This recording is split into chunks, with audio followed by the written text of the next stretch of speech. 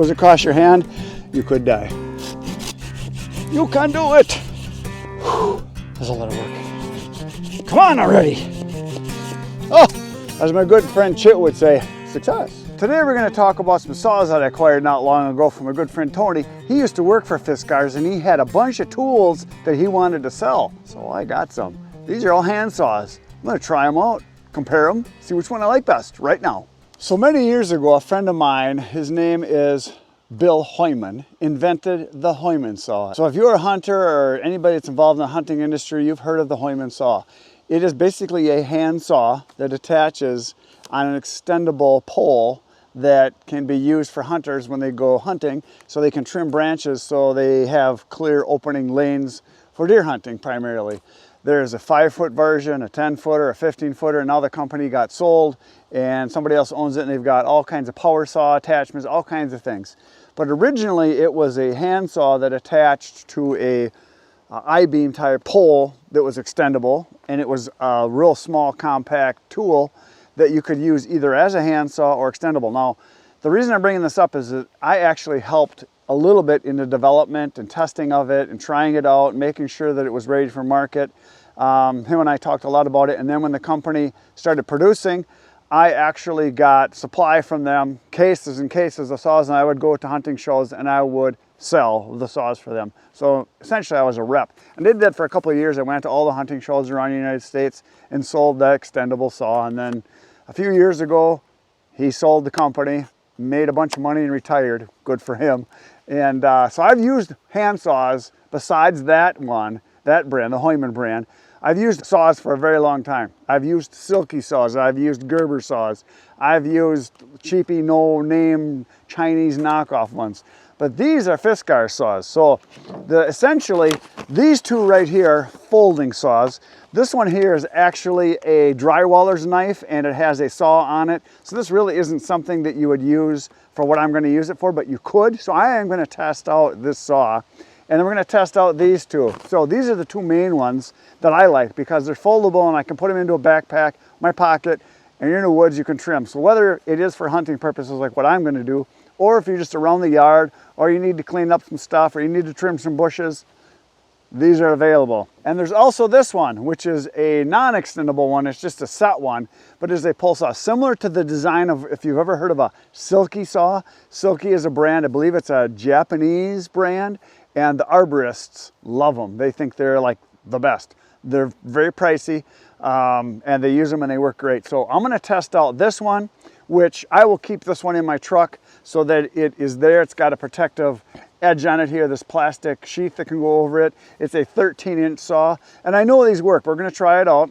But then these foldable ones are nice because, again, like I said, you can put it into a backpack or your pocket, and it's safer that way because you fold it up. So we're gonna open these up, check them out, check out the sharpness, the mechanism, how they work as far as opening. I'm gonna check out the offset on the teeth to make sure they cut a wide enough kerf, which means it doesn't bind on you when you're cutting, because that is an issue on some saws. So we're gonna check it out right now. Okay, so first off, I took off the sheath off of this one, and as I check the offset, what you do is you run your fingers along the edge.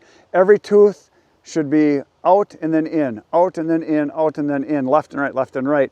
And there is a little bit of an offset. And the reason you want that is if you don't have that, I found out, is that when you go to cut, your kerf, the width of the cut doesn't open up enough and your saw will bind on you. So you want a little bit of an offset. That does make a big difference. So this one has a little bit and it does feel pretty sharp. The design looks very similar to a lot of the other saws I've seen, and similar to the Hyman saw as far as how they make the teeth and how they're sharpened. Next, we're gonna open up this one, and this one is called, it says soft grip tree branches, but there's really no name on it as far as like, the model XQ5 or the handy dandy, whatever it is.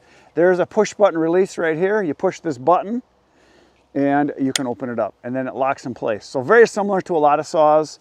It's got a soft grip right here, which I do like that. It's got a little swell in the back here so your hand doesn't slip off. They're called the fawn's foot or the palm swell, whatever they call it. As I feel the offset when I slide my hands across here, again, it does have a little offset. I can tell that. It's a thinner blade as far as height, which is nice. So yeah, I like it. And then again, to fold it up, you push the button, fold it in, it locks in place. So you can put it in your pocket without cutting yourself.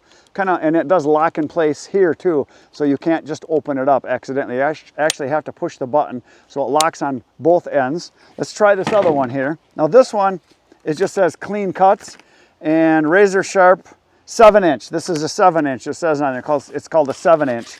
Let's open this one up. Now this one is a little different in design. It's got a push button on the top here. You push this and it releases, then it locks. The teeth are smaller, not as deep a teeth, and it locks right here, as you can see. It locks on both sides. Or you can lock it there and there. And it's kind of a rubbery grip, and it's got a hole for a lanyard if you want to put it on there. So not too shabby. Let's compare the two of them. Okay, so here's the comparison. This one on this hand is a little bit wider. This one here is, well, they're both about the same, but see the teeth difference? This one here is a much finer tooth. This is a much more aggressive tooth on this one. And I'm kind of thinking this one's gonna cut better. This one might be better for small branches, but if you want to do some work, this one's probably going to be better. So that's what I see. I do like this grip down here, how it's, so your hand locks in there. So I guess I like this blade better, but I like this grip better. The push button here, and again, it locks there, or the push button on the side. There you go. Both about the same length, little different design. So there you go. Let's check out this other one here. Like I said, this one here is a drywall. Just gonna rip it out of the package. It's an actual drywall blade for cutting drywall. Let's see if I can figure this out. There's the release button, and then it pops up. There it is. So it's a pointed one for going into drywall. But I want to see how this works on cutting limbs, because in a pinch, I would use this versus nothing, or a jackknife. So it's got that. And then I'm going to fold this up and close it, and there's a little locking mechanism right here.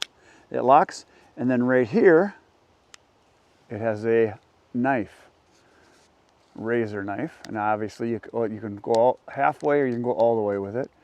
So it's a utility knife, so there's that. And I am not sure, but let's just see. Oh, look at here, you push this button, and it opens up. And that's what allows you to change this blade. It does have a little bit of rust on there because it's been sitting in a box for a very long time at my buddy Tony's.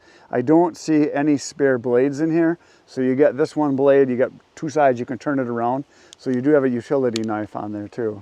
Again, we're gonna retract that out of the way, and it goes all the way out of the way. And then the other one, the saw, you push this button right here, and then you flip this out, this just flips out, and then it locks in place like that. So there you go. So here they are, all four of them. And I'm gonna take the stickers off of this one before we do any cutting. And there they are, we're gonna go test them out. Okay, so I tried to peel off the labels, no luck. I mean, I got part of it off, and I'm not gonna sit there and scrape on it, because as I cut, this will wear off. And this, like I said, he's had this in his possession for quite a long time because he was a sales rep for Fiskars, and this label could have been on here for 5-10 years, who knows. But I think it'll work just fine like that. It'll eventually wear off. So now we're gonna go test all four of these out. And the first one I'm gonna use is this bigger one, this 13-inch. So what I noticed is on this one, the teeth are much more aggressive than even this one and this one.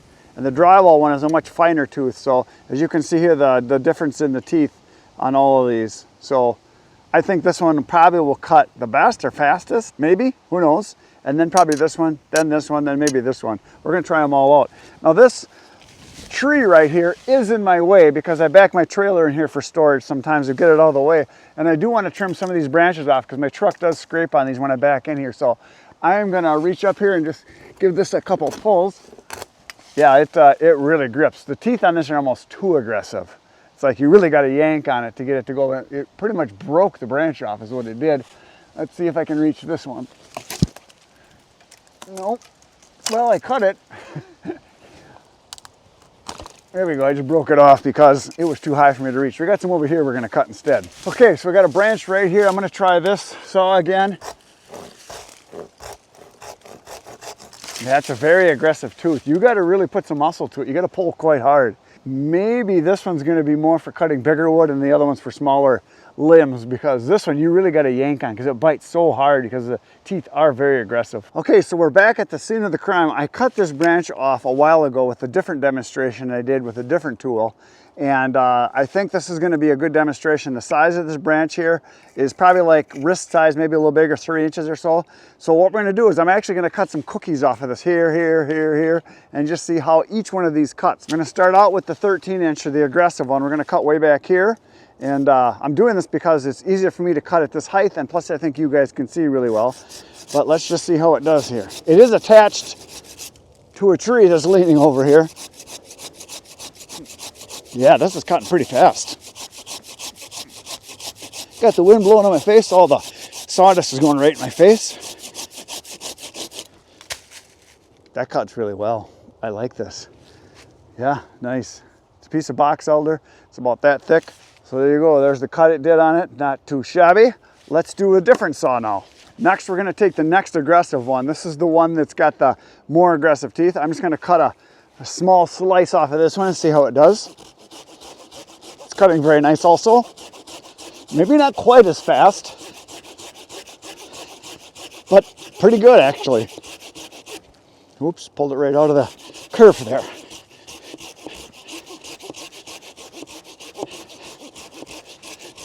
Again, as with most tools, the weak link is me. It cut pretty good. Not bad. So here's the cookie from that we just cut. Not too shabby, nice clean cut.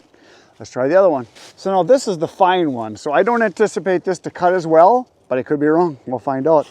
Let's see, it's cut right here. It's cutting, but because the tooth isn't as aggressive, I can tell I'm working harder. Yep, it's working. It's working. Yeah, not nearly as good as the other one. I like the, you know what though? I like the grip on this better, but I like the teeth better on the other one. Get it back to work here. Yes, I'm working hard. This is not cutting nearly as fast. I'm actually getting tired, but that's because I'm an old, decrepit, rotten bag of moldy oatmeal.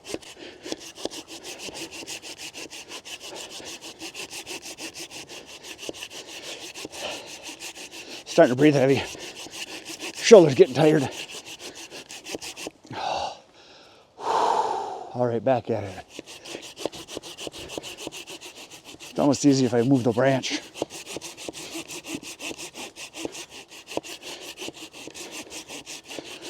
I'm getting there. You can do it.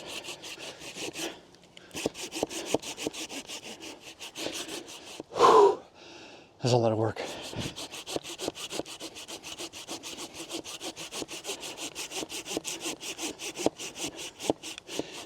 Ah, jeez. Come on already. I'm almost there.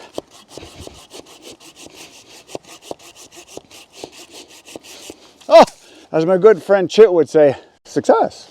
So there's the cookie off of this one, and this is box elder, in case you're wondering what the cool colors are, that pink. It's box elder tree.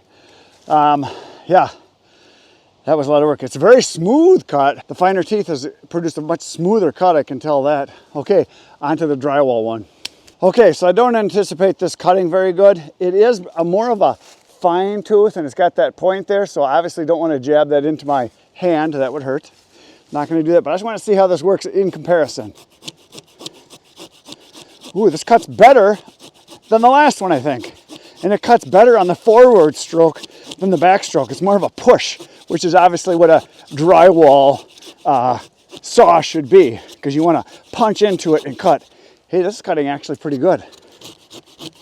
Not too shabby. The grip is not nearly as good because it's just a straight shaft, so there's really no palm thing to hold your hand in, and there's not much of a swell here, so your hand tends to move around on it quite a bit. And it's starting to bind. There's not much of an offset to this. The offset is quite tight here. I can tell there's not much of a flare to the teeth, and it's starting to pinch. But this is not what this is intended for. But in a pinch, it would work. Yeah, it's starting to get harder now. It's not much of a stroke either, it's too short. So, okay, I'm calling it. It works, but no, this is not the right tool for the job. So we're gonna fold this one up and put it away. Okay, so on this test, I'm gonna rank these. Number 1, number 2, number 3. This one was just okay, not great. This one was pretty good. This one cut the fastest and the best. But this one doesn't fold, so it's not something you're gonna stick in your pocket. At least you shouldn't, especially your front pocket. All right, so we're back on a different piece of my property. This is an invasive species here, so I wanna cut this thing out of here. I think it's wisteria or something like that it's called. I am not gonna use the drywall tool. That didn't work so good. And I'm gonna try to cut a piece with each of these 3 again here. Now this is a very hard, dry, dense wood, so I don't anticipate it's gonna cut easy. So I'm gonna cut first with the little saw. That's this one right here, while I still have a little bit of energy. And then we're gonna cut with the other 2. I'm gonna cut it right here, and then we're gonna cut another one there, another one there. So let's just see how this one does. And this is about that big around or so, about that big. So let's see what happens. Oh yeah, this is harder and drier, no doubt about it. It is cutting, but not too bad. Very good. All right, let's get that out of here. So there it was. That one cut, not too shabby. Better than a drywall knife for sure, the drywall saw I should say. So let's set this one down. We're gonna use this one next. That's the more aggressive folding saw, and then we're gonna end up with the pull saw. So when I say pull, the reason I say pull saw is this is intended to pull as you cut. P-U-L-L, not P-O-L-E. Pull. P-U-L-L. Does that make sense? That's generally what these are called. That's what I've always called them. I could be wrong. If I'm wrong, let me know. I'd be interested in finding out. But I usually call these pull saws because you do most of your cutting as you pull. And it's not a pull saw on a pole. P-O-L-E. There you go. Okay, now we're going to use this one, the folding one here. So this one here, it's called a power tool saw is what it says. Power tooth saw, that's what it says on there. So let's do the cutting here. Let's do this chunk right here. Oh, way better. Yeah, way better. I like this. Okay, now let's use the pull saw. All right, so here we go. It's a much more aggressive. I should have gloves on because if this goes across your hand, you could die. Well, you get a bigger stroke, no doubt about it, because it's longer. So this definitely cut faster. But like I said, it doesn't fold. You can't put it in your pocket. You put it in a backpack, it's going to get caught on everything, possibly. So this is something maybe you keep in your truck and you pull it out. Again, P-U-L-L, out when you need it. So there you go. There's the 3 saws. This one cut the best, but again, it's the biggest, kind of awkward. It'll be nice to have, so put that in the truck. This one cut the second best. This one is awesome because, put it right in your pocket. This is the one that I will probably be the primary one. I'll put this in my backpack when I go on my next hunting trip, which is in about 3 days. This will be the one I lend to my brother when he tries to steal this one. I'll just say, oh, here, try this one. And he'll get the lower grade one. But I do like the grip on this one better. It has a better grip. It's got more of a ribbed type thing, so it actually grips better, and it's got a better swell in the back for your finger so it doesn't slide off. So it fits the hand really nice. You can see how the grip is there as compared to this one. This one has an okay grip. It's got a little swell there, but not as good as this one. This one here, it fits the hand better and the grip is better. So there you go. There's the Fiskars saws that we just tried out. I'm looking forward to using these. If you guys are in the market, compare the teeth size. I would make sure you get one that's a little more aggressive versus this fine one. And then check out the handle to make sure it's something that is nice in your hand and has a little gription to it, as they like to say. So we'll fold these up because they are folding saws. Fold them down here. And there we go. That's all I got for today, folks. If you like what you just saw, there's over 2,000 videos on my channel, all about firewood and tree-related stuff. Everything you could need to know about making firewood, cutting branches, chainsaws, stuff like that. And I have a new video every morning at 5:30 a.m. We'll see you then. Good night, everybody.